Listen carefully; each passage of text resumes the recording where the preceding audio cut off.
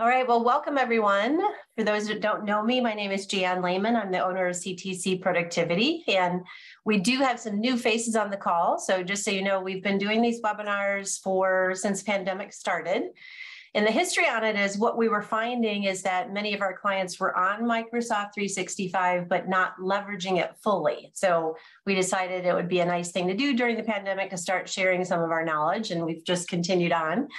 And with me today, I've got Arnie House. Arnie is going to be on mute and not on the camera as much, but he's in the background here. Arnie's our business process improvement guru, one of them, and does amazing work. And he's got a couple clients on the call today. So that means he must be doing something right. So that's good.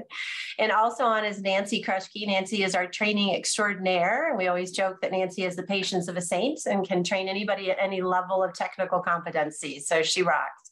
Except my parents. What do you accept your parents? Yeah. Except my parents. I have no patience with them. That makes sense. I love it. So the way we structure these is we're going to do a 20-minute-ish deep dive on a topic, and then we open it up for Q&A. You are welcome to already start entering any questions into the chat, or you can wait to the end. It doesn't matter, but that's how we structure it. And today we're doing a little bit of a repeat one that we've done one or two times before. And the main reason for that is it keeps coming up with our clients, as this is an area of confusion, an area that's a challenge for people.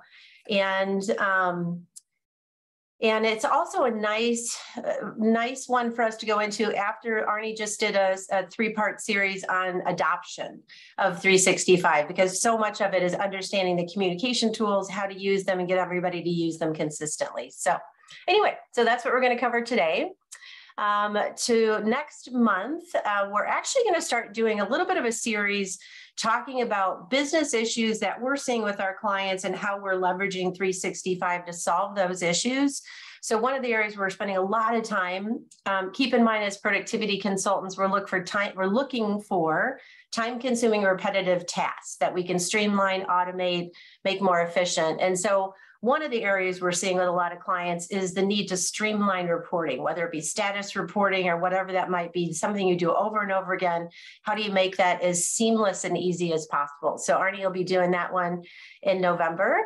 And so if you look over into the chat, Arnie's going to be entering some links over there.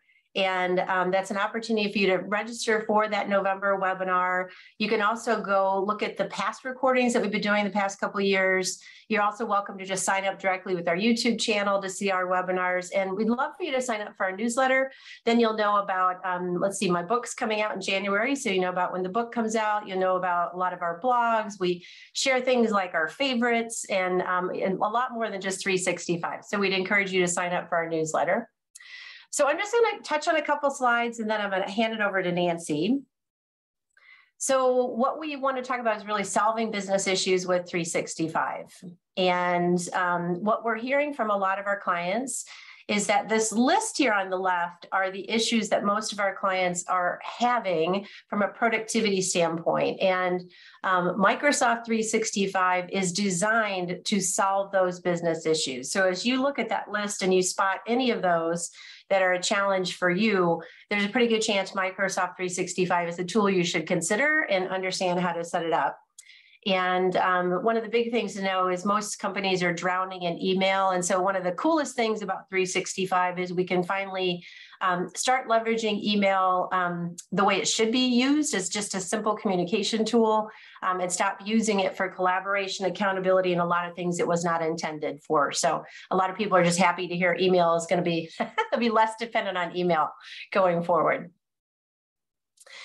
When the hybrid workforce was kicked off with the pandemic, again, it made 365 a really important tool for people. I don't know about your companies, but most of our companies are staying either fully remote or hybrid. I don't know of any of our clients actually that are fully back in the office. And so once again, Microsoft 365 is just a super smart tool for that particular configuration. Go ahead, Nance. You can go to the next one. So in the past, we have shared statistics around that Forrester has given around what's the value of using Microsoft Teams. But I'm happy to report we now are starting to do a good job of going back to our clients and saying, hey, what worked for you? What didn't work? Did you like 365? Would you recommend it to other companies? And so I'm going to share a couple comments from one of our clients. This is Jen Penza from Ardent Credit Union. And the first thing that Jen says, she's like, Microsoft 365 works when it's done right. And this is a thing we can't emphasize enough. A lot of companies are experimenting, trying to figure out how to use it and getting really frustrated. So you really want to make sure you know what you're doing and how you set it up and how you make sure everybody's fully adopting the tool. The second thing that Jen said is that she jokes that applications often promise a lot and they don't always work, but 365 actually works. So I think that's good for you to hear from some of your peers that they really believe in this tool set. It's not just us sharing our praise about it. One of the things that Jen really likes is the marriage between the desktop and the phone, and in particular, because we're always on our phones and all of that.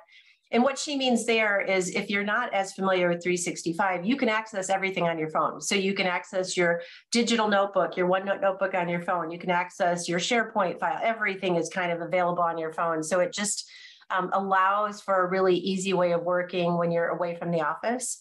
And then her final comment is that 365 is critical in a hybrid work model. And I couldn't agree more with those comments. So anyway, if you're, depending on where you are in the spectrum, some of you have drank the Kool-Aid like Karin, and others have drank the Kool-Aid and you know you're all in with 365. Others are like, why? I keep hearing about 365. Why would I want to consider it? So we thought some of these stats might help you. All right. Thanks, Jan. I love the client testimonial. So today's session is about communication, specifically Teams communication and kind of what to use when. But I wanted to start out with just broad communication. And, you know, everyone, we started probably in business where it was all phone or even snail mail. And that's the only way we communicated with our colleagues, maybe not snail mail, but physical memos on paper, making phone calls. And then we graduated into email. And then when cell phones came and it became text were an easy way, more for family and friends, but then it kind of encroached into the business. Hey, we'll share with business colleagues my cell phone number so we can text each other. And now enters, and actually several years ago, Microsoft Teams. So a little bit of history of where communication was and where it has gone to. Also, here's just a few things, about communication. In that communication in the workplace is one of the signs of high performing culture. And these statements on this page I found on a website called spiceworks.com. And so you might want to check them out. I don't know what else they have, but when I saw this, I thought it was a good thing to share. Also, effective communication occurs when message is sent and received accurately. We've all probably been in, it's like, oh, that didn't work very well. They didn't understand what I was saying, or I don't understand what they're saying. And so effective communication, you need to make sure that not only was the message sent, but it was received accurately. Effective communication is important to success and happiness in every aspect of life, both professional and personal. And so that I just absolutely believe in that. It's not just effective communication at work, but also in our personal lives. And finally, that effective communication in the workplace is central to all business goals. Being able to communicate effectively inside the workplace just helps us work toward those goals and everything that we're working on, whether it's a project, or whether we're in sales or we're in research and development. Those are all working toward the business goals. So the first communication tool I want to talk about is email. And I want to give you just a little bit of history so that you can maybe put things into some perspective. Email's really only been around for 33 years, actively used in the business world. Now, it's been around a little bit longer than that. In like universities and inside of some bigger corporations when it first came out. But business use really has only been around for 33 years. If you ever wondered, as of I think this year, there are 8 billion email accounts worldwide. I think that number is huge, especially since I think another stat that was next to that, that there's 7.2 billion people in the world. So there are more email addresses in the world than there are people. And that every day, if you ever wondered, 333.2 billion emails are sent each day. How many of those are you contributing to? So think about that. And again, I said email's only been around for 33 years. So where did it start? Lotus Notes, some of you on the call, I can do a thumbs up or you can put in the chat. I remember Lotus Notes.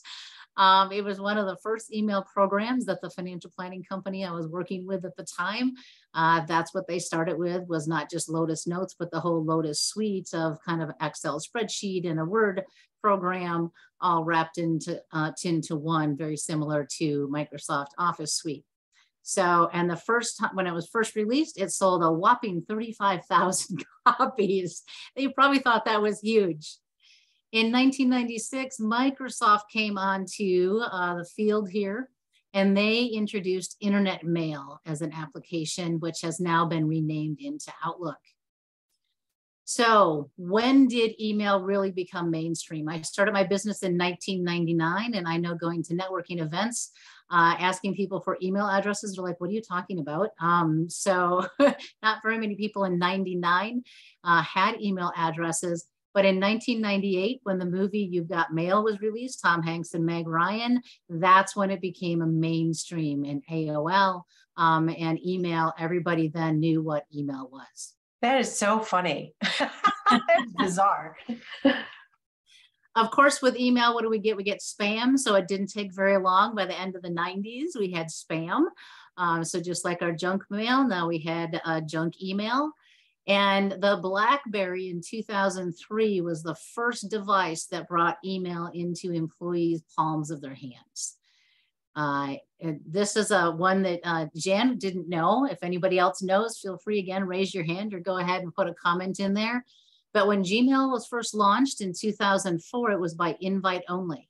So if you had someone who sent you an email from a Gmail address and you're like, went to go and look and go, well, what is that? You had to ask them to invite you to become a Gmail user. And then in 2007, Google then said, okay, we'll make it available for everybody. And also initially Gmail was only used internally within the organization before they even did the invite only. So a little bit of stats, fun stuff. And so how do we want to use email? If Microsoft Teams and communicating in words and text is happening inside of Teams, what are we using email for? Email is going to continue to be around because not all of our external contacts, our customers, our clients, our vendors, our manufacturers, whoever we work with, not everybody is going to be moving to Teams, and we won't be able to necessarily communicate with everybody in the world in Teams. So email is still going to be there, but think of it as those external communications. And so I wanted to just kind of give you a few tips on here. When you're doing those external communications, what are some best practices? And the first one is around composing your message. Make sure that your subject is very, very clear, that when they read your subject line, they know exactly what the message is pertaining. You know, don't have your subject just be hi. Well, that doesn't tell them anything. So what do they need to know? What is the information that's important that you want to convey? And are there any deadlines? So are you making an offer? Are you including a proposal? Are you sending them an invoice? And so it's very, very clear what you are sending that message about. Then the body of your message, you also want to keep it simple. We've probably all received those emails that we scroll and we scroll and we scroll, and they're like web pages. They just keep going on and on and on. And we're like, oh my gosh, there's so much information in here. Keep the body of your email simple. It shouldn't be a Word document, 3 or 4 or 5 scrolls to get all the information out of it. And also keep it to one topic. When you send an email that has multiple topics, people struggle to know what they should reply to first, or maybe they reply to one and then they forget because they're like, oh, I already replied to Jan's message. And Jan actually had 3 questions in one email, and I only replied to 1. So when you keep it to one topic, yes, they may get more emails, but you know that they're seeing each of them as individual and can reply to them and know that one is done and not, okay, I thought I finished it, but I missed parts. Also, when you're keeping it simple, go ahead, Jan. Oh, I was just going to comment, Nancy, people just skim these days. They don't really read. And we've sort of observed that people have the attention span of a gnat these days. So simple, concise, higher likelihood somebody's actually going to read it and respond accurately, which is what Nancy had talked about earlier, which is really good communication. Right. And if you're struggling to write your email, then email is probably not the best mode of communication. Then it's time to pick up the phone or walk over to their desk or schedule a meeting with them to discuss whatever it is that you're struggling to put into words. In that body, when you're keeping it simple, if you do have separate items, use bullets or numbers. That makes it very easy and very clear. And Jan always laughs at me because I'm the queen of bullets. I put bullets in everything. I just find it's much easier to read, especially when we're skimming, than a paragraph. So 3 sentences and they're good points, turn them into bullets. And then lastly, a signature. It is so important, and you may think it's silly, but think of your signature as your business card. And so you wouldn't leave your name or your company or your position, your address, your direct phone number. Might leave your cell phone number off, but these days a lot of people are putting their cell phone numbers in there, and your email address. And I know that sounds funny. Why would you put your email address in your email signature? Because sometimes if people do print, and there are a few of us out there that do print messages off, it just says that it's from, and I'll pick on Jan again, it's from Jan, but it doesn't give me her email address in the from line. And if I'm out and about and decide to email her back, I need to know what email address to put in. So make sure that your signature line includes everything that your business card would include. And then you may also want to indicate what your preferred mode of communication is. I've seen this in several email signatures recently, and I thought, oh, what a great idea. Even though they do put their phone number, their email, and their cell phone number on there, they do say, hey, I would prefer that you text me, or prefer that you would Teams message me, or whatever. So I thought that I would add that in here. And then another thing to just consider is to potentially have multiple signatures. So for new messages going out, if you are doing an internal message, and you do need to do those sometime, you might not need all of that big signature. So you can make it very, very short. But for the external one, include all those pieces.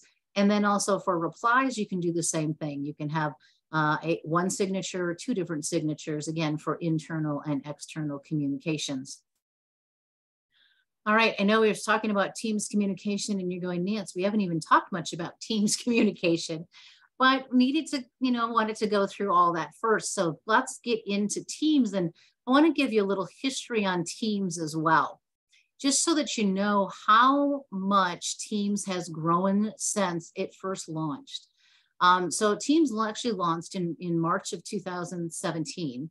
And I have to tell you that I wasn't even aware of it. As much as I use Microsoft everything, it wasn't until late 18, early 2019 that I started hearing and seeing information about Teams. So I'm not sure who they rolled it out to in 2017. So in 2019, so about a year and a half, because I don't know exactly what month that was, they had 20 million active users, and Microsoft thought, this is great. We have so many active users. And so they kept adding features to it, and I kept seeing different things that were being added. But then what happened? March of 2020, and COVID hit. 44 million daily users. So in that 1 year, approximately, their usage and their users doubled. Within a month into COVID, it doubled again almost from 44 to 75. By April 21, 145, July 21, 250. And as of the beginning of this year, 270 million users. Now we're at the end of the year. I didn't find any articles that talk about where it is now. I'm assuming we'll see something in January 2023, and it probably has continued to go up. just with the clients of Jan's that we have CTCs that we have brought in, we've added, probably a couple thousand Microsoft Teams users in this past year that are active users inside of Teams. So Teams really brings two ways to communicate in text, or right, in words. There's more than two ways inside of Teams to communicate, but the two we're going to focus on are those that you would go ahead and you would have to type something in, or you can do talk to text, but still it's text, right? It's words. And the first one is Teams chat. And so we talked about email, and email is now external. So Teams chat, this is internal communications. You want to talk to your colleagues and your coworkers, you want to go ahead and you want to use Teams as one of the options, Teams chat as one of the options. And think of Teams chat as really kind of like texting, or if your company was using Skype for Business. And those are those quick little pop-up messages. Hey, you ready to go to lunch? Or do you have time to look over this budget report with me? Those really quick, those private conversations.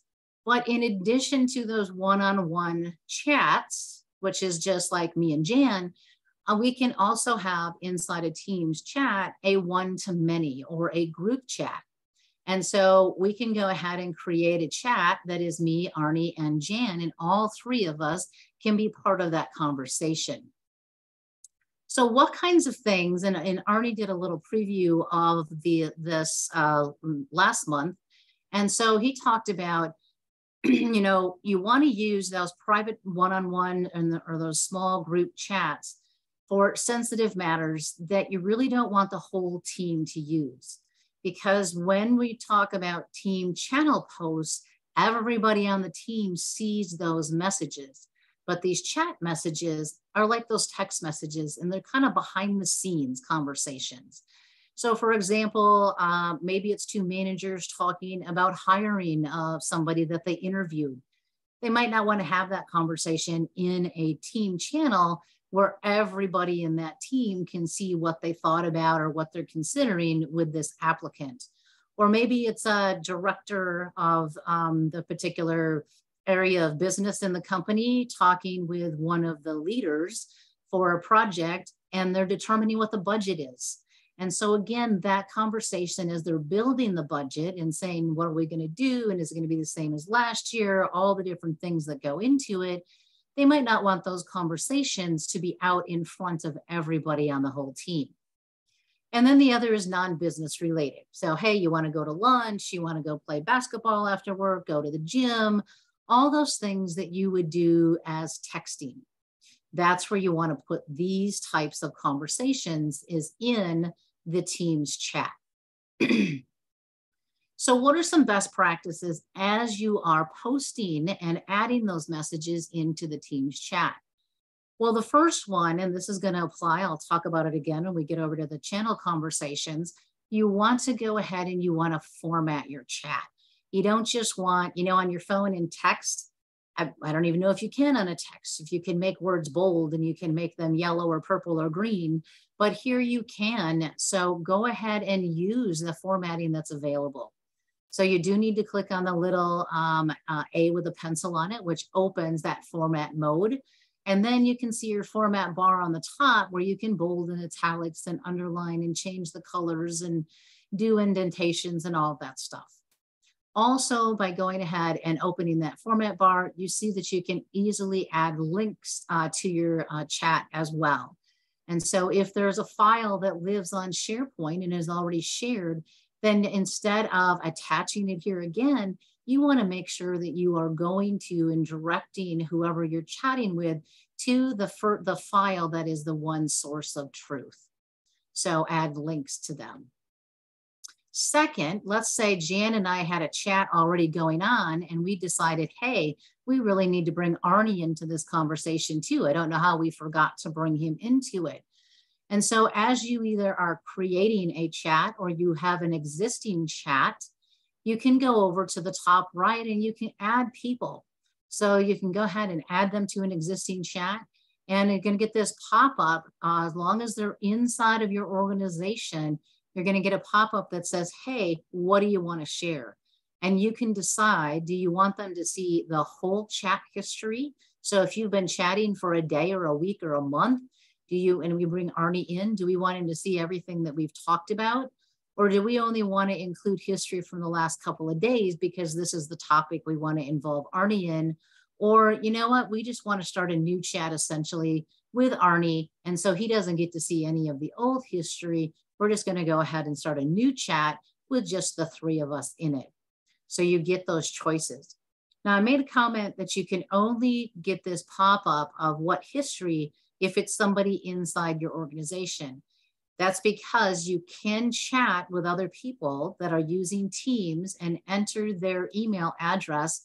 Microsoft, it'll pop up and it'll say, did you want to look for this email as an external? And you say yes. And if they have a Microsoft 365 account, you can chat with them externally, but you cannot add them to a chat and include all the history in it because they don't belong to your organization. So also in Teams chat, a good practice is you want to reply to a specific chat message. And this is something new that was added this year, in that if when you look at your chats, you'll notice that they're like text messages. They're not tied together, right? So Jan and I could be talking about ice cream, and then we could be talking about the Packer game or the Minnesota Vikings game. And all of a sudden that's like, well, hold it. I never replied back to the ice cream message. I want to make sure that I go and click on those three dots and that I click on reply so that she knows that I'm replying to the ice cream message and not the Packers or the Vikings, because that my reply won't make any sense if she goes, what? So make sure that you're doing that. And then don't forget to click the send on that on the bottom. And that right, maybe I don't have that up here. I was off. Sorry about that. Naming your group chat. You guys, Jan, why didn't you tell me? I had the wrong screen up there. I was wondering. I figured you'd figure it out. So, okay, let me show you this because this is what I was just talking about, and then I'll go back. So make sure you reply to the specific chat, and then the view that you see on the bottom right here, you'll see that it brought the first message in that I was replying to, and then I put my message on there, and I go ahead and I click send. And now Jan knows that I'm replying to ice cream and not to Packers. So this one was once we add it, right? So we can add people to our chat. Once we've added people to the chat, it's always a good practice to name that chat. So that if you're talking about a particular budget, or maybe it's a particular project, or as I mentioned earlier, a new hire, everybody knows that otherwise the group name is all the people that have been invited to it. And it's going to list the first two people or maybe the three people. And it's like, well, what's the chat about? So if you go ahead and you name that chat, and Microsoft recently added this little drop down arrow. Right now it's an up arrow, but it was a drop down arrow up here. So that even when you have a chat with one person, you can go ahead and you can name that chat. And so that is a nice feature. So Jan and I, instead of having one chat that is a bunch of different things, if we're talking specifically about a client or a project, we could go ahead and we could name that chat for that project. And then another best practice is please make sure that you acknowledge. You want to let people know that you read and that you saw their message, and just do that really quickly by doing that thumbs up. So if you have a team or in your chat, that just lets them know that, hey, yep, you did see that and you're acknowledging that you read it. That's one of my favorite features in Teams, because half the time people are nervous, like, did they get the email? Did they read it? And it's so simple now just to do thumbs up, or even to enhance it and to do a heart, which makes them know not only did you read it, but you love it. Like, you're super excited. So just awesome improved communication tools within Teams. And Microsoft is telling us that these, because right now there's only 6 of them there, that these little emoji and now acknowledge are supposed to be increasing at some point. I just don't know when they're rolling it out, so that you'll have a few more options. So just a quick overview here. Use it for the private conversations. There's the Teams chats, sensitive matters, behind the scenes conversations, those just, quick messages, want to have lunch, go out for a drink, do volleyball, something after work. Standards that are kind of around there are format your chat, add links to files, don't attach the files, add people to the existing chat, which will share the history, name your group chat, reply to specific messages to keep the conversation tied together, and acknowledge receipts by going ahead and using reactions. So now what's the difference with Teams posts? Because this is the second form of written communication inside of Teams. And so Teams posts, think of those, they're group conversations. If you were going to go ahead and send an email to everybody on your project team, now instead of doing that, you're going to go ahead over to the team in the channel, and everybody that's already on that project is going to be a member of that team, and you're going to get them all at once. So you don't have to, oh, maybe I accidentally forgot somebody, or I didn't update my distribution list. And so this person's no longer on our team. They moved to a different department, and now you're sending them email that they don't want, right? So with the channel posts, these are group conversations, and all team members will have access and be able to read it. This can be a little scary at first, but it really is kind of freeing because you're not forgetting anybody. You're making sure everyone's in the loop. So a couple of things, and that Arnie had mentioned last week, and I added a few more here, is that the group conversations or those channel posts really are starting to replace all internal email messages. And we have several clients right now. Look at Jan's clapping up there. We have several clients right now that are like, oh my gosh, my email, I hardly get any, because now they only get external email, and their email is not being cluttered by all these internal email messages, 50% or more that they really don't need to know or care about, but it's coming in and now they have to manage it. So it's one place, it's in the channel post. You're going to have these be business related conversations. Now there's a caveat to that, that when you start developing your team, a lot of times we'll recommend you do create a water cooler channel. And in that water cooler channel, that gives you a place to have those personal things, to share the graduation pictures or coming up the Halloween costumes that your kids wore, the pictures of everybody if you were in the office and you did, dress up for Halloween kind of thing. So you do have some non-business related can be in at least one team.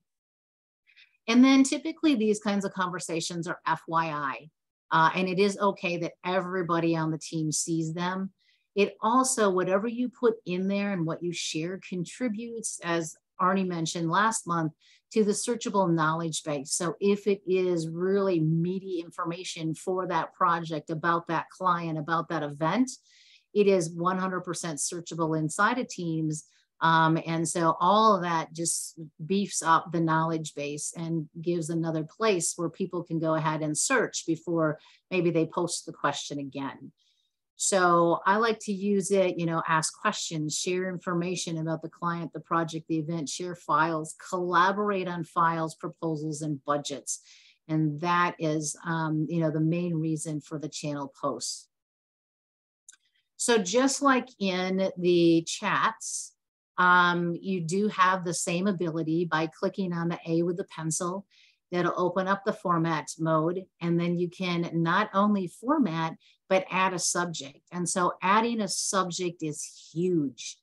I wish they would add a subject in the private chat. They haven't added that yet, but in the channel post, you get to add a subject. So it's just like putting that email together, that you get to give it a subject. And so go back and refer to what I said, what is that email subject? What is that channel post subject that is going to, everybody is going to go, yep, I know exactly what this message is about. And yep, I'm on this project, or I need to know this information. I can open it up. If it's something that I go, I don't really care about that particular topic, I don't have to read the message. I can just move on because the subject is very, very clear. Also, once you go into edit mode in a channel post, you have some other options. You have the message type, which you can have it just be a conversation, or you can have it be an announcement. And in a second here, I'll show you what an announcement looks like when you do go ahead and post it. You also have the ability to choose when you're posting. Do you want everybody to be able to reply, or do you want to limit the replies to just the moderators or the owners of that particular team?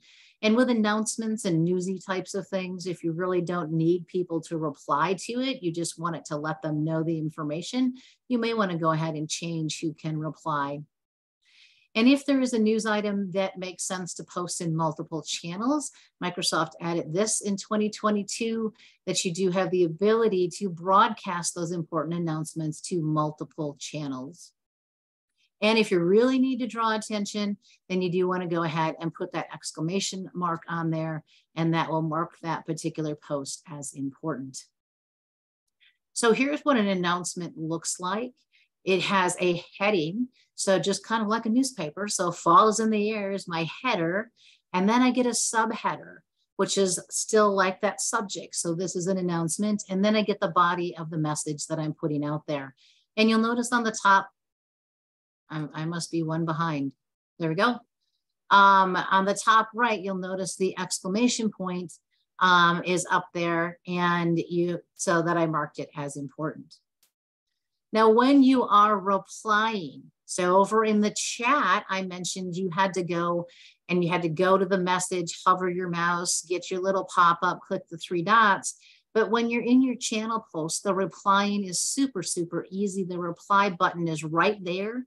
And so you want to make sure that you are replying to the post that was sent out and not creating a new conversation. This keeps everything related to that subject and that topic all threaded and grouped together. So that's really important. Another best practice is to go ahead and use @mentions. This draws attention to your post specifically to who you are expecting to give you a timely response.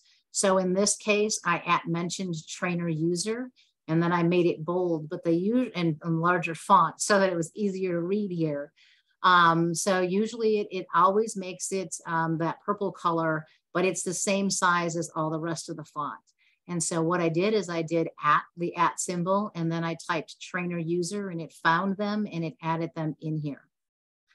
I typically, another best practice on this is I like to put who I am mentioning either at the end of the whole post or in the middle of the whole post, but not at the very, very beginning. I want them to read the message and they know that they were @mentioned because they received an activity bubble, and they can see when they look at the message that their name is in there and it popped out. So that's a best practice. So there's an example of, use the post to ask questions or ask for input. Also in the channel post, you get the ability to do that acknowledgement. And as Jan said, that is huge. In every channel every team that is created, by default, there is a general channel. So the general channel is a great place for those general announcements, those updates, those news. And so those, if you have an all company team, you want to go ahead then and anything. So it can be, we have the day off, or, I have clients that they're in the news. So every time that they're in the news for something, they go ahead and they post an announcement to the general channel. So everybody in the company knows that they were in the news, or they were praised, or they were written up, or those kinds of things. So it's a great way to use the general channel. And then the other channels, as you add those, you want to organize those, and Arnie and I both talked about this, by department, by process, potentially by short-term goal or a long-term initiative. And then when you are posting to the channel, make sure that you are posting to channels, that you are posting in the appropriate channel.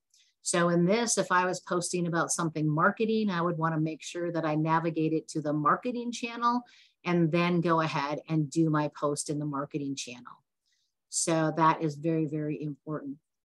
So to wrap up here, you want to use the team channel posts, their group conversations that will begin to and ultimately replace your internal email. They're business related conversations typically. They keep the team informed. Everybody on the team gets updated and informed. so that you can get their information. You know, what do they know that you don't know? If you're asking a question and you might only ask it to one person, asking it to the whole team, you might be surprised at the responses that you get. And then format your channel posts, reply to the original post. Don't start a new conversation. Use @mentions to call out a specific person or people. Acknowledge using those reactions, and post in the appropriate channel. And finally, just some kind of overall ground rules that I found that I thought were really, really good. And we encourage all of our clients to establish those communication ground rules for yourself. So here's an example that the more team conversations you have, guess what? The less email you're going to have. So if you post in Teams and use @mention the team member, it's a quick way to send a message, ask a question without it getting lost in their inbox, especially if they're getting hundreds or thousands a day. And the chances that you're going to get a result and a response is going to be much quicker. Secondly, no side conversations. So we talked about it's so easy to use the chat to ask people questions, or maybe you're going to feel foolish if you ask it to the whole team. But the other team members may have the same question, and they're really going to be glad that you asked it, you posed it out there. And you might find that different people have different, opinions or some more information, things that you didn't know. And so now the knowledge base is even growing because you're not just getting one person's perspective on information, you're getting multiple people's information on it.